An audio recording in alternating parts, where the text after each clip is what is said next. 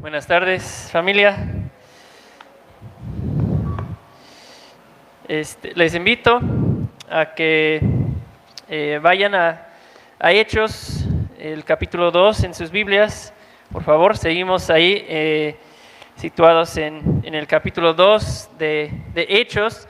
Y si hacemos memoria, en el capítulo 1, Jesús les había dicho a sus discípulos que esperaran, ¿verdad? En Jerusalén. ¿Por qué? Bueno, porque Jesús dijo, viene algo más va a venir que les va a dar poder y hasta que tengan ese poder hay que esperar en Jerusalén. Y vimos la semana pasada que ese poder vino, ¿verdad? El Espíritu Santo, la presencia del Espíritu Santo llegó y fue derramado sobre su pueblo. Hay una carta famosa de un hombre que se llama Plinio. Plinio era un gobernador romano, como unos 80 años aproximadamente después de Cristo. Era un gobernador romano y él escribe esta carta al emperador Trajano, que era emperador en ese tiempo en el Imperio Romano. Y prácticamente la esencia de la carta, Plinio está pues, tratando de entender qué hago con los cristianos. Y se nota en esta carta que Plinio está como perplejo, porque desde su perspectiva, son sus palabras, dice, los cristianos tienen una superstición excesiva y miserable, ¿no? Pues se está preguntando, ¿qué hago? ¿Hasta dónde llego con los castigos? ¿Cómo debo proceder al castigar a los cristianos? Porque es algo prohibido, ¿no? Que no estén adorando a los dioses romanos. Se le está complicando y le asombra porque hay jóvenes, hay ancianos en ese movimiento de cristianos y todas las edades en medio, ¿no? Y él no entiende cómo es que esas personas pueden seguir a un maestro judío crucificado. O sea, ¿cómo es posible que sus números siguen creciendo y que eso se está convirtiendo en un movimiento importante dentro del Imperio Romano? O sea, humanamente se nota leyendo la carta que para Plinio, o sea, la matemática no daba. No entiendo cómo eso es posible. Entonces, la carta es muy interesante en ese sentido. Es un importante recurso que nos habla de lo que estaba sucediendo en ese tiempo en el Imperio Romano y cómo ellos estaban viendo a los creyentes. Plinio no entiende cómo eso es posible. Y por supuesto, desde ese tiempo en adelante, socialistas, historiadores han dado sus explicaciones de cómo sucedió el fenómeno del crecimiento de la iglesia.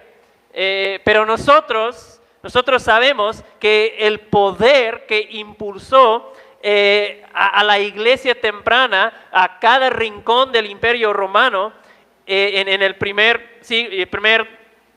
segundo y tercer siglo, y hoy que lo ha impulsado hasta los confines de la tierra, ¿verdad?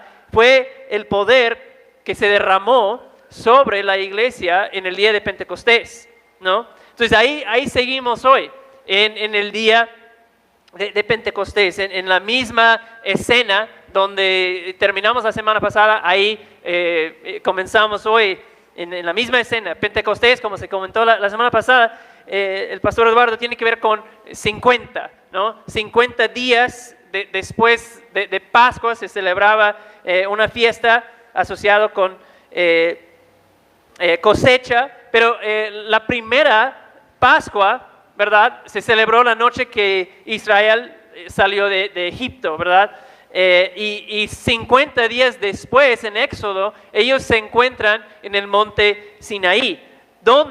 ¿Qué sucede en Sinaí? Donde Dios baja, ¿verdad? Dios viene, su presencia baja sobre Sinaí, hay ruido, hay humo, Dios habla con Moisés, Dios establece una relación con su pueblo y ahí Dios escribe su ley en tablas de piedra. Aquí, en el día de Pentecostés, algo parecido sucede, ¿no? Dios viene, hay ruido, Dios está escribiendo su ley ahora no sobre tablas de piedra, sino sobre los corazones de su pueblo, como había prometido en el nuevo pacto. Entonces, lo que está sucediendo está cumpliendo promesas del nuevo pacto, muchas promesas del Antiguo Testamento. Entonces, es uno de los días más importantes en la historia de la Biblia. Estamos viendo el nacimiento de la iglesia y la presencia de Dios nuevamente habitando con su pueblo por medio de su Espíritu. Realmente es un parteaguas en la historia. Así que vamos a dar lectura de 14 a 36 y orar y entrar en la exposición de este texto. Okay, vamos a comenzar en versículo 14, perdón. Entonces Pedro, poniéndose en pie con los 11 apóstoles, alzó la voz y les declaró: hombres de Judea y todos los que viven en Jerusalén, sea esto de su conocimiento y presten atención a mis palabras, porque estos no están borrachos como ustedes suponen, que apenas es la hora tercera, sino que esto es lo que fue dicho por medio del profeta Joel.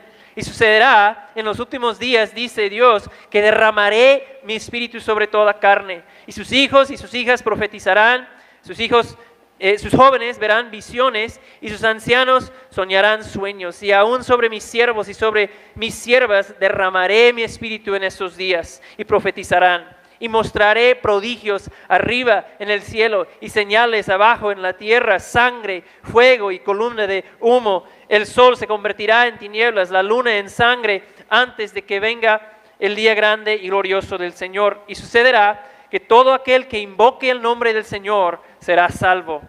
Hombres de Israel, escuchen esas palabras. Jesús, el Nazareno, varón confirmado por Dios entre ustedes, con milagros, prodigios, señales que Dios hizo en medio de ustedes a través de él, tal como ustedes saben, este fue entregado por el plan predeterminado y previo conocimiento de Dios, y ustedes lo clavaron en una cruz por manos de impíos y lo mataron.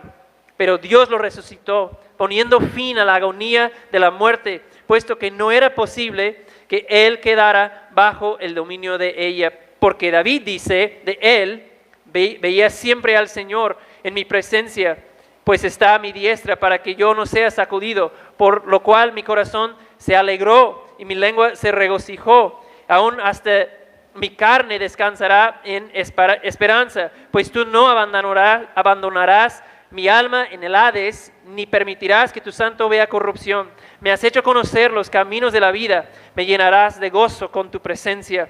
Hermanos, del patriarca David les puedo decir con franqueza que murió y fue sepultado, y su sepulcro está entre nosotros hasta el día de hoy. Pero siendo profeta y sabiendo que Dios le había jurado a uno de sus descendientes, le había jurado sentar a uno de sus descendientes en su trono, miró hacia el futuro y habló de la resurrección de Cristo, que ni fue abandonado en el Hades, ni su carne sufrió corrupción. A este Jesús resucitó Dios, de lo cual todos nosotros somos testigos. Así que, exaltado a la diestra de Dios y habiendo recibido del Padre la promesa del Espíritu Santo, ha derramado esto que ustedes ven y oyen. Porque David no ascendió a los cielos, pero él mismo dijo el Señor a mi Señor: siéntate a mi diestra hasta que ponga a sus enemigos por estrado de tus pies. Sepa pues con toda certeza toda la casa de Israel que a este Jesús, a quien ustedes crucificaron, Dios lo ha hecho Señor y Cristo. Vamos a orar.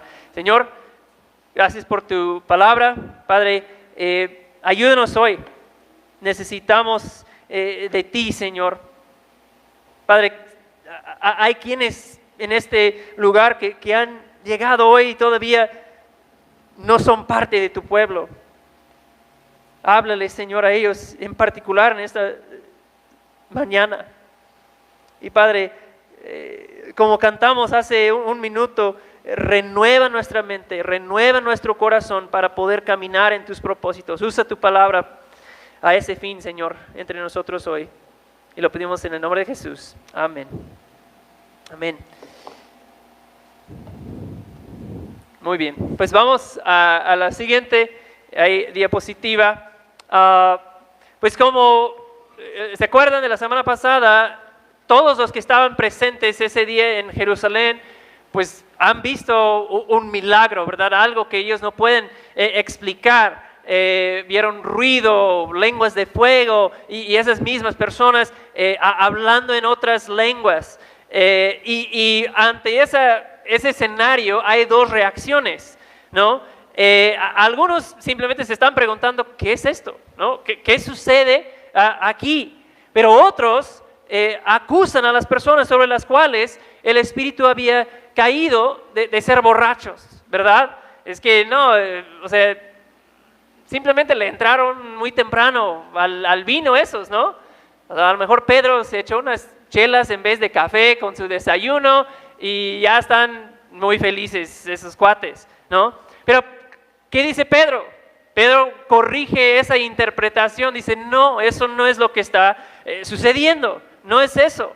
Están equivocados, además es muy temprano, ni sentido tiene que estuvieran borrachos. Entonces esas personas son personas que quieren darle un significado muy superficial a lo que está ocurriendo.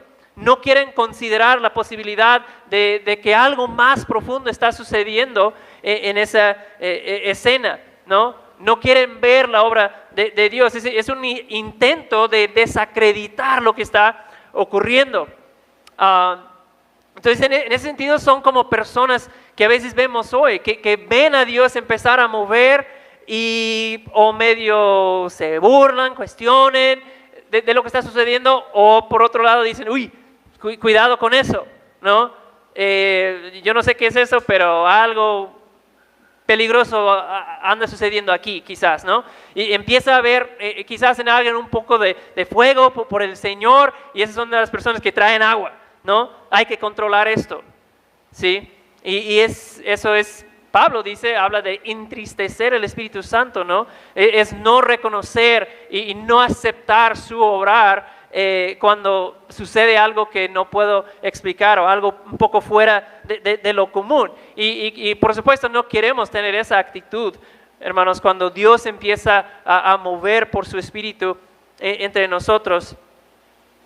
Pero en ese día toda la multitud que se ha reunido, que se ha venido a ver qué es lo que está pasando, pues ellos están en alerta, están muy despiertos, están sorprendidos, están tratando de entender qué es lo que está sucediendo. Entonces Pedro, ¿qué hace Pedro? Bueno, Pedro empieza a explicarles el significado de lo que ha ocurrido, ¿sí? Pedro les está diciendo, a ver, les voy a explicar, eso es lo que realmente está sucediendo, ¿no? Y como vimos en el capítulo 1 con Judas, Pedro va a las Escrituras, va al Nuevo Testamento para poder entender el presente, va al pasado para poder entender el presente. Y de paso, lo que Pedro hace aquí nos deja ver que la historia, hermanos, que nos relata este libro, la historia que cuenta la Biblia, es una sola historia. Es una historia perfectamente unida. O sea, a pesar de ser escrito la Biblia por muchos autores a lo largo de miles de años, es una sola historia, ¿no? Con un tema central. Eso es algo maravilloso. Que la Biblia no es un libro de ideas aisladas, es una sola historia, porque hay un solo autor detrás que fue formando este libro. No hay otro libro como la Biblia, ¿no? Entonces Pedro puede ir a algo que se habló cientos o miles de años antes y decir, eso es lo que está sucediendo ahora, todo está conectado. Entonces, versículo 16, Pedro dice, pues esto es lo que Joel dijo. Y creo que, damos otro que hay. Eso es lo que Joel dijo. ¿Quién es Joel? Bueno, Joel es uno de sus profetas del pueblo de Israel. Ellos sabían perfectamente quién era Joel. Y dice, esto viene de Dios. O sea, ustedes quieren darle una explicación de que no, a veces son efectos de una sustancia. Y Pedro está diciendo, no, esto es cumplimiento de una profecía que vino 600, 700 años antes. Pero ¿saben qué? Joel no es el único que anticipó ese día. Hubo mucha anticipación de ese día en el Antiguo Testamento. Es una expectativa que los profetas habían tenido, habían anticipado desde hace cientos y miles de años antes del día de Pentecostés. Quiero que veamos a Números 11. Hay una historia interesante ahí en Números 11 y voy a resumir rápidamente lo que está sucediendo aquí en Números 11. Es una historia donde Moisés, quien es el líder escogido de Dios, ¿verdad? O sea, Moisés, el pobre, está literalmente muriendo bajo la carga de trabajo que tiene como líder de ese gran pueblo. Entonces el Señor le dice a Moisés, a ver, vas a reunir, Moisés, 70 hombres que son ancianos, que son oficiales dentro del pueblo, y el espíritu que está sobre ti, mi espíritu, lo voy a dar a ellos también, porque Moisés, no está bien que tú estés tratando de hacer todo. O sea, voy a darte ayuda, ¿no? Ellos van a liderar el pueblo contigo, ellos van a llevar la carga junto a ti, Moisés. Entonces el siguiente día, reunidos, dice, versículo 11, es que viene el Espíritu Santo. Dios viene, más bien, y el Espíritu que estaba sobre Moisés desciende, y Dios pone su Espíritu sobre los 70 también, lo coloca, dice creo que el texto, también, sobre ellos también. Ellos tienen una reacción parecida, empiezan a profetizar cuando el Espíritu viene sobre ellos. Y lo interesante es que en eso viene un joven corriendo y dice, fíjate, Moisés, que hay 2 hombres allá en el campo que están profetizando, y se quedaron. O sea, 2 de los 70 no se presentaron, pero el Espíritu al parecer cayó sobre ellos también y se están profetizando. Entonces eso, Moisés, hay que detenerlo, hay que controlarlo. Moisés, cuidado, eso puede salir de control. Y Josué, su ayudante, ¿verdad? En ese tiempo de Moisés, ahí estaba también. Y dice, Moisés, deténlos, eso puede salir de control, Moisés. ¿Y qué dice Moisés? Moisés dice, ¿tienes celos por causa mía? O sea, ¿tú crees que estoy aferrado a que yo sea el único con el Espíritu Santo aquí? No, versículo 29, ese es el importante. Moisés dice, ojalá todos profetizaran, ojalá todos tuvieran el Espíritu. Ese es el deseo de Moisés. Yo quisiera que todo el pueblo tuviera el Espíritu del Señor sobre ellos. Entonces, desde ese momento en adelante comienza una expectativa que va creciendo, que un día Dios va a dar su Espíritu a todo el pueblo. Ezequiel, bueno, se mencionó las promesas del nuevo pacto la semana pasada, ¿verdad? Ezequiel, Jeremías, hablan de eso también. Un tiempo cuando Dios va a dar su Espíritu, lo va a poner un nuevo Espíritu dentro de su pueblo. Isaías 64:1. Hay ese clamor de Isaías, oh, que rasgaras los cielos y descendieras. Isaías está deseando que viniera la presencia del Señor.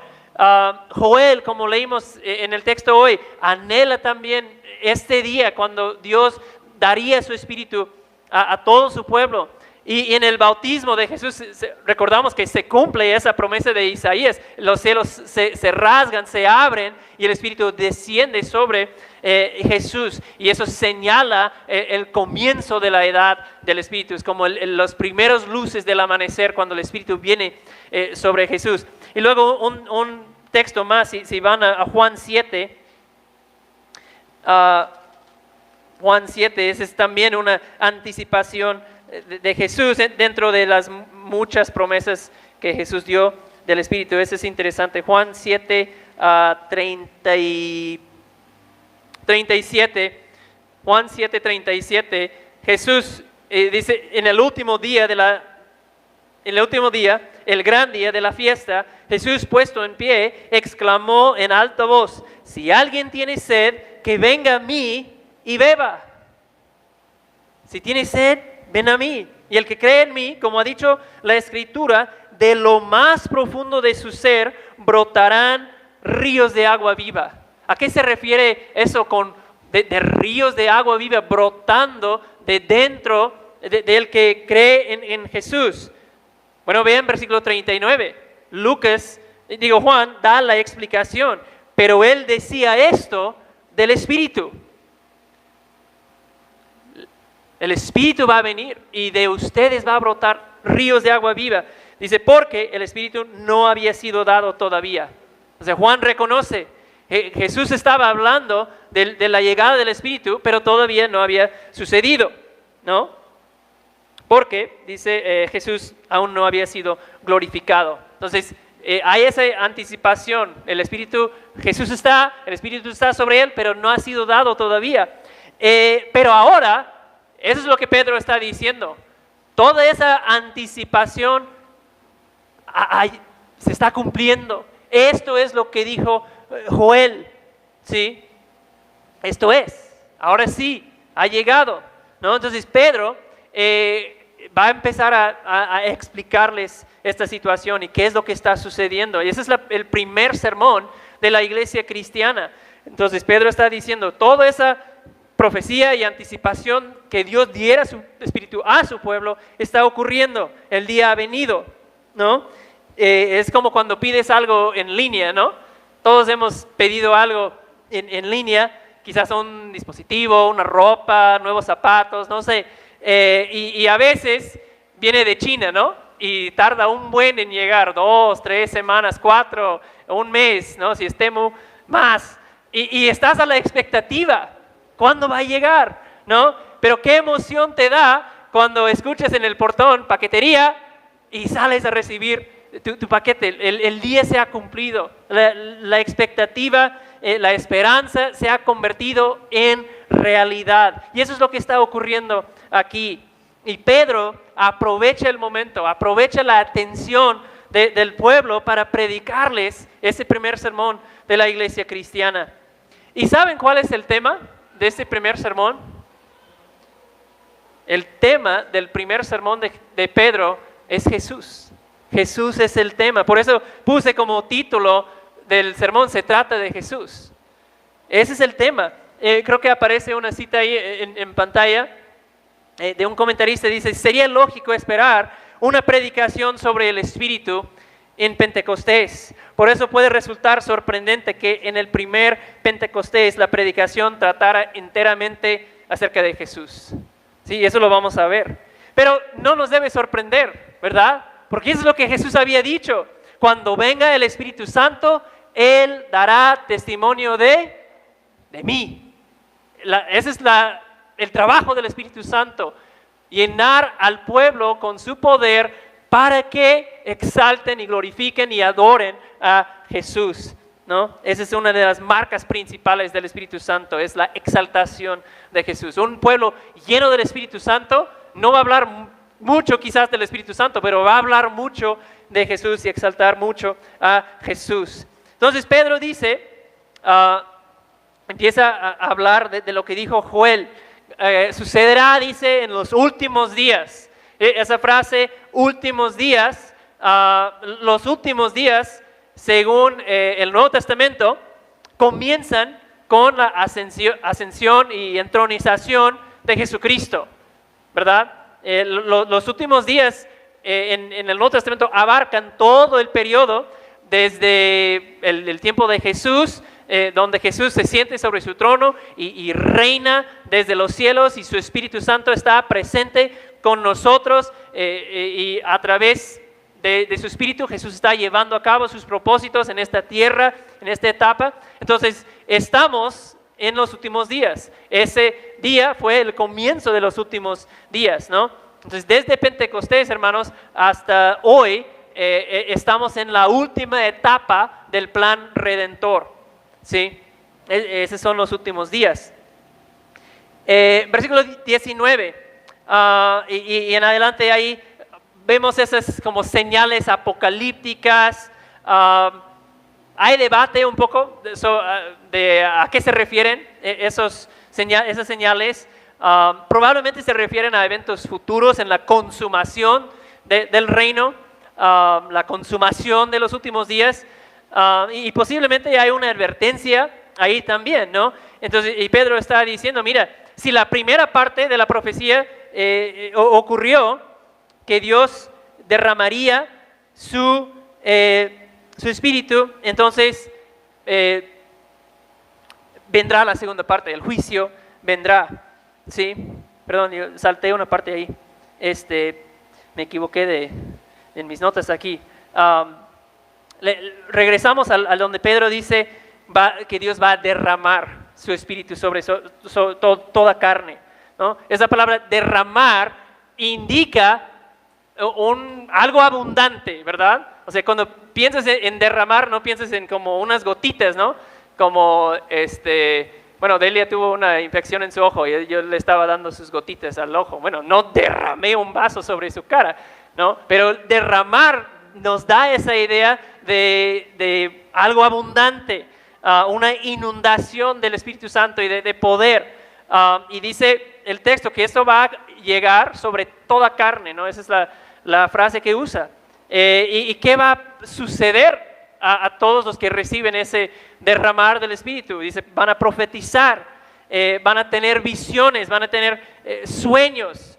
Entonces creo que el texto está comunicando que esto que Dios va a derramar, como se había anticipado, como el anhelo de Moisés, se va a cumplir. Eso es para todos: amas de casa, madres, maestros, albañiles, panaderos. O sea, ya no se reserva el Espíritu para personas especiales con tareas especiales. Creo que el pastor Eduardo mencionó eso de la semana. En el Antiguo Testamento, el Espíritu se daba a personas específicas para tareas específicas. Ahora no va a ser así. Dios dará su Espíritu a todos en esta era de la redención. Todos, dice, sus jóvenes, sus hijos, sus hijas, ellos tendrán el Espíritu también. Entonces eso quiere decir que todos tienen un papel en la proclamación de esta noticia, en el avance del reino. Cuando habla de profetizar, pues normalmente en el Nuevo Testamento habla de exhortar, de edificar, de testificar, o sea, hablar la palabra de Dios al pueblo de Dios, ¿no? De parte de Dios, ¿no? En la era del Espíritu, todos tienen, en un contexto u otro, la responsabilidad de hacer eso, de hablar la palabra de Dios. Los jóvenes pueden exhortarse unos a otros con la palabra hoy. Todos pueden aconsejarnos unos a otros por medio de la sabiduría que nos da la palabra. ¿Sí? Todos. ¿Sí? No hay límite de edad o de sexo. Dios va a derramar su espíritu sobre todos. Entonces, ya comenté la parte de 19, las señales apocalípticas. Otros piensan que no se refieren a algo futuro, sino que simbólicamente se cumplieron en la crucifixión, muerte, resurrección, la llegada del Espíritu, o sea, en el evento de Jesucristo y su muerte hasta la llegada de su Espíritu son señales que se cumplen figurativamente. No tengo una opinión ahí muy fuerte, pero Pedro, ¿a dónde quiere llegar Pedro? Pedro quiere llegar al versículo 21. Vean versículo 21. Pedro dice, en esta nueva era que Dios está inaugurando, en esta era todos los que invocan el nombre del Señor serán salvos. Todos serán salvos. Los que invocan el nombre del Señor. Y eso da gran esperanza para el pueblo. Dios está obrando, Dios está moviendo, Dios está salvando en esta época. Y aprovecho para hacer ese comentario. Yo espero que no hay persona aquí que diga yo no necesito un Salvador. Tal vez pudieras ver eso y decir Salvador, pues tal vez hay algunos que de mente débil, que piensan en la religión, que eso les va a dar algo. Hermanos, todos necesitamos un Salvador, todos tenemos un problema. No necesitas un coach, no necesitas un terapeuta, necesitas un Salvador, ¿sí? No necesitamos mejores empleos, mejores hábitos, mejor alimentación, no necesitamos reemplazar pensamientos negativos, no, necesitamos vida, necesitamos ser hechos nuevos, necesitamos que alguien haga por nosotros lo que nos es imposible hacer por nosotros mismos. Necesitamos un Salvador, ¿sí? Alguien que tome el pecado y la condenación que tenemos delante de un Dios santo, que tome nuestro castigo, la ira que está sobre nosotros, nuestra muerte, y que nos dé, y alguien que nos dé entonces su perfecta justicia, para que delante del Señor pueda ser justo, pueda ser perdonado, pueda ser inocente, vestido con la justicia de Cristo. Todo eso es lo que el Evangelio promete. Cristo toma todo mi castigo y me da su perfecta justicia. Por eso, como dice Pedro, salvación solo es posible confiando, invocando su nombre de Jesús. O sea, no sé qué otro plan pudieras tener para ser salvo, pero te puedo asegurar que no va a servir. Por eso Isaías dice, busquen al Señor mientras puede ser hallado. Llámenlo en tanto está cerca. Abandone el impío su camino y el hombre malvado sus pensamientos, y vuelva hacia el Señor, que tendrá compasión, al Dios nuestro, que será amplio en perdonar. ¿Qué esperanza hay en ese versículo? El que invoque el nombre del Señor será salvo. Es una promesa. Es interesante que cuando los judíos leyeron versículo 21, ¿verdad? Eso es parte de la profecía de Joel.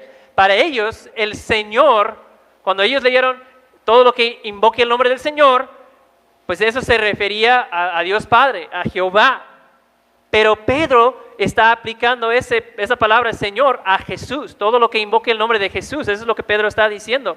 Entonces, pero esta multitud, la mayoría, ellos no creen lo que Pedro está diciendo. ¿Cómo que vas a decir que Jesús es Señor, es Jehová? No, ellos no creen que Jesús fuera el Mesías. No creen que Jesús fue el divino Hijo de Dios. Para ellos, Jesús sigue siendo un cuate medio inspirado, que se creía Mesías, pero es un pseudo Mesías que murió, ¿no? De Nazaret.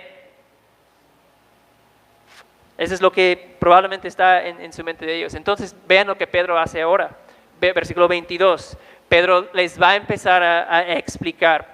Pedro dice, escuchen mis palabras. Lo que Pedro va a hacer ahora es tratar de convencerles. Ustedes no creen que ese hombre que caminó entre ustedes es el Mesías, pero voy a tratar de convencerles que es así, ¿sí? Que Jesús era el Mesías. Y empieza a hablar en 22 de los milagros de Jesús, ¿verdad? Dice, los milagros que Jesús hizo entre ustedes, esos milagros, ¿qué son? Son señales, apuntan a la identidad de Jesús, a quién era. Demuestran que Jesús no era simplemente un hombre de Nazaret. Jesús era un hombre que vino de Dios. Y eso se quedó plenamente mostrado entre ustedes, porque hizo muchos milagros. Ustedes son testigos, ustedes saben. O sea, muchos de ustedes a quienes Pedro estuvo hablando son testigos de los milagros de Jesús. No se hizo en secreto. Todos saben, ocurrieron en público, más de 5,000, ¿verdad? Lo vieron multiplicar los panes y los peces. ¿Crees que eso se quedó en secreto? No, por supuesto que no. Lo que hizo Jesús, sanando, levantando muertos, multiplicando comida, era innegable. Miles y miles de testigos de sus milagros, estaba en boca de todos en Jerusalén. Tan innegable era que Jesús estaba haciendo milagros impresionantes que a las autoridades les urgía detenerlo, ¿verdad? Ese está saliendo de control, todos lo van a seguir porque está haciendo muchos milagros. Entonces, Pedro dice, ustedes saben que lo que él hizo solo puede haberlo hecho alguien que vino de Jesús. Y ahora, Pedro empieza a hablar directamente a ellos, de lo que ellos hicieron con Jesús. Y no les da suave Pedro, ¿verdad? no es una predicación para que se salgan sintiéndose bien consigo mismos, para que se vayan animados. No, Pedro dice, ustedes, ese Jesús que hizo milagros entre ustedes lo asesinaron. O sea, Pedro está enterrando el clavo con esa predicación. O sea, así lo dice, ¿no? Frente a miles de personas que lo estaban escuchando. Y Pedro sabe, ¿no? Cómo se puede poner la multitud. O sea, si se enojan y empiezan a gritar y pedir su cabeza, pues hasta ahí llegó Pedro. Pero los dice con todo el valor, ¿no? Y seguramente cuando dice ustedes crucificaron al Señor Jesucristo, seguramente muchos que estaban en esa multitud no estaban el día de la crucifixión.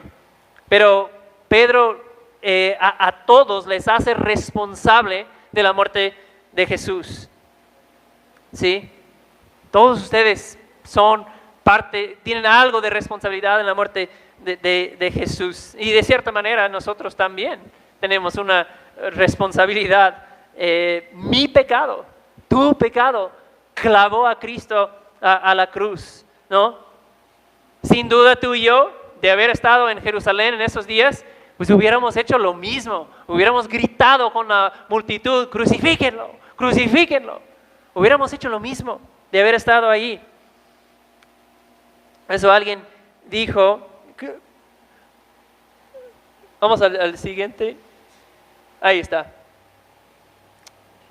Mientras no veas la cruz como algo que fue causado por ti, nunca la valorarás como algo que fue hecho para ti. ¿Sí? Que algo que tú causaste, cuando entiendes mi pecado puso a Cristo, el inocente Hijo de Dios, en la cruz, cuando entiendes eso, luego puedes valorar a la cruz. Eso lo hizo para mí. Entonces Pedro les hace ver su culpabilidad. Las manos impías de ustedes lo clavaron. Y al mismo tiempo, Pedro reconoce que lo que ocurrió ese día de la crucifixión fue parte del plan de Dios. El plan predeterminado de Dios, dice Pedro. No fue un accidente lo que ocurrió ese día. No fue mala suerte que Jesús tuvo al enfrentarse con esos hombres celosos que querían crucificarlo. No fue un accidente. Dios estuvo orquestando todo para traer salvación. ¿Sí? Eso es algo interesante en la Biblia, que la responsabilidad humana, Pedro dice, ustedes son culpables por lo que han hecho, y también la soberanía de Dios, la acción de Dios, que eso estaba cumpliendo el plan predeterminado de Dios. En la Biblia son dos realidades que siempre viven en armonía. En toda la Biblia es así. Todo, dice Pedro, seguía un guión divino. Versículo 24, ustedes lo crucificaron, pero Dios, esas son de las palabras más importantes de toda la Biblia. Todo parecía perdido, pero Dios. Una y otra vez vemos ese patrón en la Biblia. Todo está mal, parece perdido, pero Dios interviene. Ese es el Dios que servimos. Dios lo resucitó, poniendo fin a la agonía de la muerte, puesto que no era posible que Él quedara bajo el dominio de ella. La Biblia dice que la paga del pecado, la consecuencia del pecado es la muerte. La muerte es el resultado, es la consecuencia inevitable de la presencia del pecado, de nuestro pecado. Y por ende, la muerte mantiene a todos encerrados bajo su poder. ¿Sí? ¿Tú conoces a alguien que se puede librar de la muerte? No. O sea, los hombres más ricos, más poderosos, con tecnología, con su dinero, no han logrado vencerle a la muerte. Nadie puede romper las ataduras de la muerte. Y Jesús sufrió la muerte, una muerte terrible. Y ojo, Jesús experimentó esa muerte como un ser humano. ¿Sí? Nunca pienses que de alguna manera Jesús, por ser el Hijo de Dios, lo sintió menos. No, Él experimentó la tortura, el horror de una muerte por crucifixión. Pero Pedro está diciendo lo que parecía una tragedia ese día, cuando parecía que los líderes religiosos, que la maldad había ganado, realmente no fue así. Realmente fue el momento de mayor bien para este mundo, de mayor gloria. La muerte de Jesús fue una victoria. ¿Sí? La cruz muestra, dice Pablo en 1 Corintios 1, la gran sabiduría de Dios. Vean a la cruz y los griegos, los judíos ven algo escandaloso, algo vergonzoso. Y Pablo dice, no, en la cruz vemos la mayor muestra de la sabiduría de Dios. ¿Sí? Solo Dios puede lograr una victoria de esa magnitud. Entonces, quiero que vean, hermanos, cómo Dios toma tragedia, toma catástrofe y lo puede usar para bien. Dios sigue haciendo eso hoy en día. ¿Sí? Por eso, en tus momentos más difíciles, Dios es digno de tu confianza. Mañana, cuando enfrentas la realidad de tu semana y te abrumas, Dios es digno de tu confianza. Él toma lo que parece tragedia, lo que parece catástrofe y lo usa para bien. Y la confirmación de la victoria fue eso que dice Pedro: la muerte no tuvo poder sobre Jesús, sobre el inocente Hijo de Dios. No era posible que la muerte lo retuviera. Donde no hay pecado, pues la muerte no tiene autoridad, no tiene poder. Un predicador dijo: el poder de la muerte no pudo retener al autor de la vida. Jesús es el autor de la vida. Era inocente, la muerte no pudo tener un poder permanente sobre él. Y luego versículos 25 a 28, Pedro dice, eso también es cumplimiento de las Escrituras. Y cita el Salmo 16 que leímos al inicio, como otro pasaje que también habla de Jesús. Pedro sigue procurando convencerles a la multitud que el Jesús que crucificaron 50 días antes es el Mesías. Entonces Pedro les recuerda lo que el Salmo dice, y luego, después de como recitar el Salmo, esos versículos, dice, a ver, ese es hablando de David, ¿no? Bueno, déjame volver ahí. Cuando dice, mi alma no se quedará abandonado en el Hades, ni su carne va a sufrir corrupción. O sea, Pedro les comenta el Salmo y luego dice, eso no está hablando de David. David no puede estar hablando de sí mismo, porque seguramente los rabinos se habían preguntado, o sea, era debate seguramente, ¿de quién está hablando el Salmo? Y Pedro dice, ¿por qué no puede David estar hablando de sí mismo? Ve en versículo 29. Pedro argumenta, sí, David era un hombre importante y todo en nuestra historia como nación, pero David murió y su cadáver, su tumba, ahí está entre nosotros hasta el día de hoy. Sabemos exactamente dónde David fue enterrado. Si lo abriéramos, sus huesos ahí están. Entonces, el Salmo de David no puede estar hablando. ¿De quién entonces habla el Salmo? Y Pedro ahora lo ve. Pedro dice, claro, tiene que estar hablando de Jesús. El Salmo apuntaba a Él. Ahora lo entendemos. ¿Sí? Es magistral lo que Pedro está haciendo, usando sus profecías, salmos, para comprobar que todo eso hablaba de Jesús. Él quiere que ellos vean que Jesús era el Mesías. Versículo 30.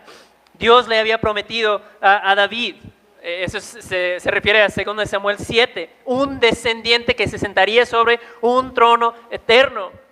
Y él no sería abandonado en el Hades es el lugar de los muertos. Y Pedro dice, por eso, 32, por eso Jesús fue resucitado, cumpliendo el Salmo. Y ahora, 33, ha sido exaltado a la diestra de Dios.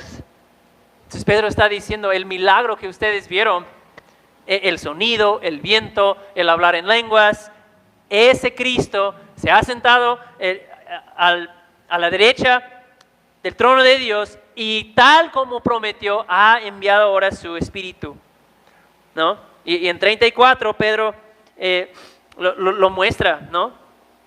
Mira, David no solo profetizó su venida, no solo David profetizó su muerte, no solo prometió su resurrección, también profetizó su entronización, donde Jesús desde su trono sobre el universo reinará hasta que ponga, dice, a sus enemigos por estrado de sus pies. Creo que ese es el Salmo 100. Se me olvidó apuntarlo, pero creo que es el Salmo 100 que está citando ahí. Hasta que ponga a sus enemigos por estrado de sus pies. Entonces Pedro está diciendo, Jesús es un rey, el rey eterno prometido. Él está sentado sobre su trono. Es un reino que no tendrá fin.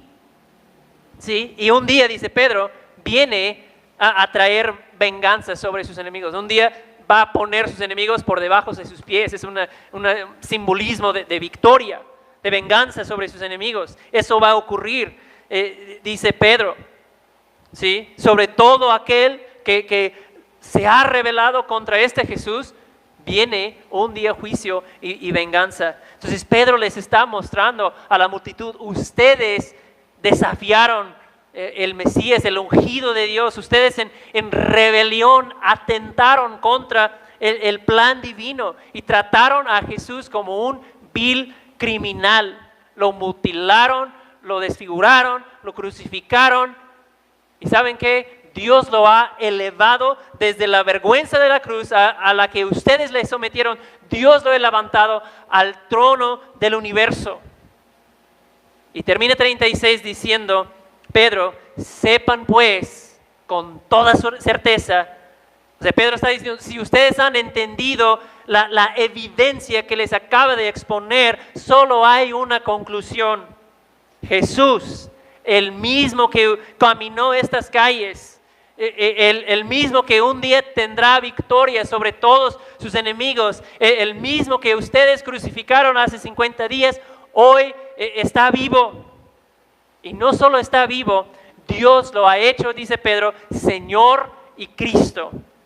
Dios lo ha hecho Mesías y Rey. Y ahí termina la predicación de Pedro. Es una predicación penetrante, con poder de Pedro, ¿verdad? Y los dejó temblando. Yo creo que reinó el silencio cuando Pedro terminó su sermón. Ellos estaban temblando, reflexionando seriamente sobre esa exposición, ¿no? Y veremos la próxima semana cuál es el resultado, cuál es la respuesta a esa predicación. Y en conclusión, quiero resaltar un poco lo último que Pedro dice aquí. Vamos al último, ahí está. Pedro dice, este Jesús a quienes ustedes crucificaron, Dios lo ha hecho Señor y Cristo. Y esa frase, Jesús es Señor, llegó a ser muy importante en la iglesia temprana. En griego es Jesús Hakurios o Christus Hakurios. Cristo es Señor o Jesús es Señor. Y esa frase llegó a ser como una afirmación de fe. Te identificaba como un verdadero seguidor de Cristo. Pero ¿qué quiere decir esa frase? Jesús es Señor. ¿Qué significa? Bueno, voy a mencionar tres cosas. Vamos al primero. En primer lugar, decir Jesús es Señor es una afirmación de su autoridad. Vamos a ir rápido aquí, casi terminamos. Señor o kurios significa amo, significa dueño, máxima autoridad. Entonces, decir Jesús es Señor es decir que Él es Rey de mi vida. Si tú dices Jesús es el Señor de mi vida, estás diciendo Jesús es Rey de mi vida.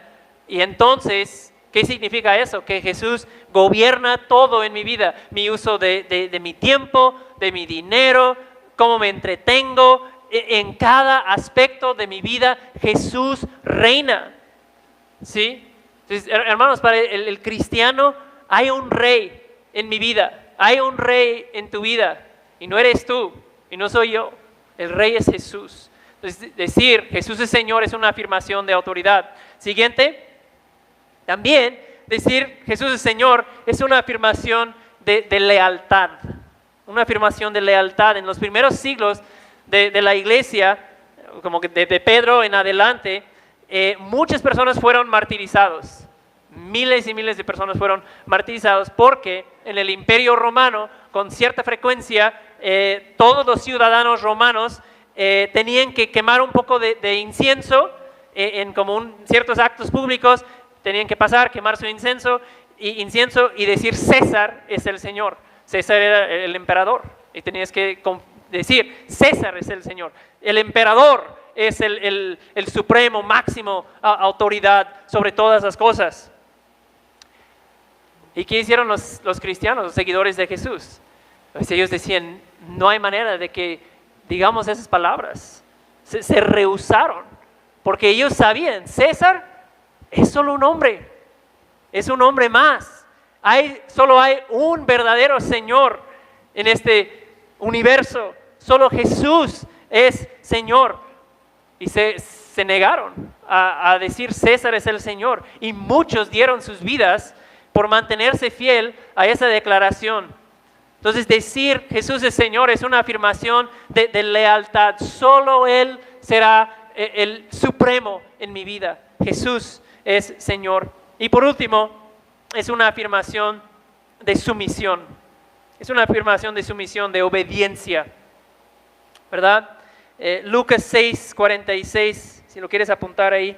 Lucas 6:46, Jesús dice esas palabras: ¿por qué ustedes me llaman Señor, Señor? ¿Por qué ustedes me llaman curios y no hacen lo que yo digo? ¿Cuál es la implicación? Jesús está diciendo, si ustedes me llaman Señor, deben de vivir en obediencia a mi palabra. ¿Sí? Decir Jesús es Señor es obedecerle como Rey en mi vida. Y Filipenses 2, lo leímos en el discipulado. Filipenses 10:11 habla de un día futuro en que toda rodilla se doblará y toda lengua confesará esas palabras: Jesús es Señor. Y hermanos, amigos que están aquí, los que han rechazado a Jesús ese día, los que han rechazado que Jesús sea Señor en su vida, en aquel día enfrentarán el juicio eterno. Y la Biblia dice que en ese día los que han rechazado que Jesús sea Señor de su vida, ellos van a clamar desesperadamente que las montañas se les caiga encima, que me entierre 500 metros de tierra para esconderme del rostro de Jesús, que es el juez. Pero para nosotros, que hemos vivido confiando en Jesús como Señor, doblando la rodilla a Jesús como Señor, como nuestra autoridad, dándole nuestra completa lealtad y siguiéndole en obediencia, va a ser un día de gran gozo, va a ser un gran día de alegría, de paz eterna. Amén. Así que ese es el llamado, hermanos, que nuestras vidas evidencien ahora esa realidad, que Jesús es nuestro Señor. Vamos a orar. Padre, gracias por tu palabra, gracias por tu Espíritu que vino en ese importante día de Pentecostés.